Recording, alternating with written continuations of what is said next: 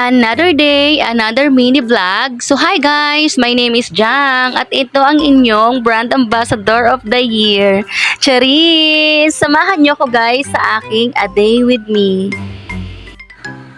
Maaga nga pala akong umalis dyan mga ka-BA and yan, papunta pala ako dyan sa clinic para magpa-medical kasi required akong magpa-x-ray ulit kasi expired na ang aking x-ray and another mga laboratory, so expired na siya, so kailangan kong magpagawa ulit.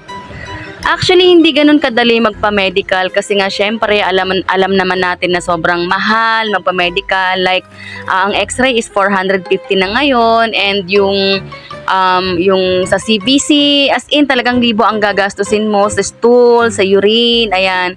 Tapos, ang malala pa dyan, mga ka-BA, kapag na-detect ka na meron kang UTI. Actually, ako kasi is talagang may UTI ako, matagal na. So, ayun, minsan ito yung nakakaba sa akin kapag ako nagpapa-medical. Kasi usually, palagi ako nadidetect na may UTI and then ginagamot muna ako ng 1 week bago ako makakuha ng mall ID or ng health certificate. Ayan, so nakarating na rin kami dyan kaagad sa pupuntahan namin, which is kay Minyosa.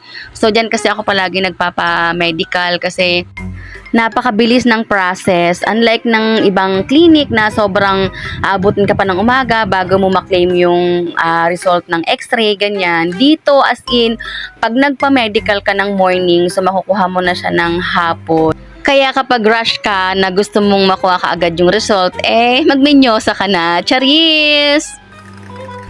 Oops, hindi nga pala kami dyan kaagad nakapasok mga ka-BA kasi nga naman wala kaming dalang face mask.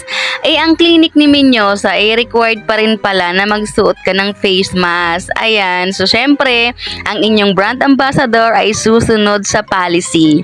Dali-dali nga kami dyan mga ka-BA na bumili ng face mask and nakapasok naman kami kaagad. And after nga mga ka-BA, nag-inquire na rin ang inyong brand ambassador. So anyway, yung tinatawag pala nilang pregnancy na wala sa PTI, ang tawag pala nun ay PT serum or pregnancy test, Bea serum. So kinukuha siya sa blood natin. Ayan, so syempre ang inyong brand ambassador ay naloka na naman. Kasi medyo may trauma pa ako nung na-admit ako last May 26. Ayan, so nabigla kasi ako dun sa pagtusok ng karayom nung isang nurse na nagkabit sa akin ng swero. Medyo masakit kasi siguro nabigla siya and lumobo talaga. Kaya medyo may trauma ako ng very, very light. Anyway, ang mahal pala ng PT serum, no? So, 350 siya. Unlike kung magpapa-pregnancy test ka lang na, yung PT lang talaga mismo is affordable siya, 50 pesos lang. Tapos pag sa clinic, 100 lang yung babayaran mo. So, medyo triple yung binayaran.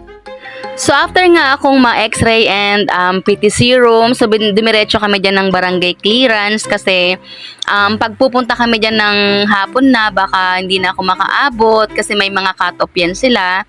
And then after, pumunta ako sa hospital kasi last May 26 nga is na admit ako. So, sabi ko may mga laboratories pa ako doon na iba na negative naman. So, pwede ko naman siyang gamitin. So, after nga niyan mga ka-BA, ay dumiretso ulit kami kung saan yung clinic para kunin yung result. 5 PM pa kasi pwedeng makuha yung result. So, ayan. So, saktong-sakto lang dahil medyo natagalan nga kami sa hospital. So, that's it mga ka-BA. Follow, like, and share!